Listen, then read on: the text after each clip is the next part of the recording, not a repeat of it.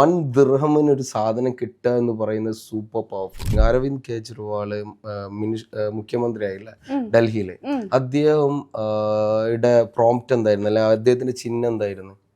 ചൂലായിരുന്നു. ചൂല്. എന്തുകൊണ്ട് ചൂലായി? Important thing. എല്ലാവരും വീട്ടിൽ മുറ്റത്ത് ചൂലില്ലാതെ ക്ലീനിങ് നടക്കൂല. അപ്പൊ ഈസിലി കണക്ട് ചെയ്യാൻ പറ്റുന്ന എന്താണ്? ചൂലാണ്. അതേപോലെ ഏതൊരു പ്രവാസിയാണെങ്കിൽ ആര് വന്നാലും ഇവിടെ ദിർഹം ദിർഹം എന്ന് പറയുന്നതിന് പവർഫുൾ ആയിട്ടുള്ള ഒരു വാല്യൂ ഉണ്ട്.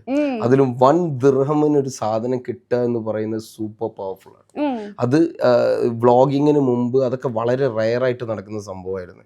അപ്പോൾ ആളുകളെ അട്രാക്ട് ചെയ്യാൻ വേണ്ടിയിട്ട് 1 ദിർഹം, ദിസ് ഈസ് 1 ദിർഹം എന്ന് പറയുന്നതിനെക്കാട്ടി നല്ലത് നമ്മളുണ്ടല്ലോ, നമ്മളൊരു സംഭവം പറയുമ്പോൾ repetition repetition repetition repetition how many times, എത്ര സമയമാണോ നിങ്ങൾ റിപ്പീറ്റേഷൻ ആയിട്ട് അത് എംബസൈസ് ചെയ്ത് പറയുന്നത് ആളുകളുടെ മനസ്സിൽ തറക്കും.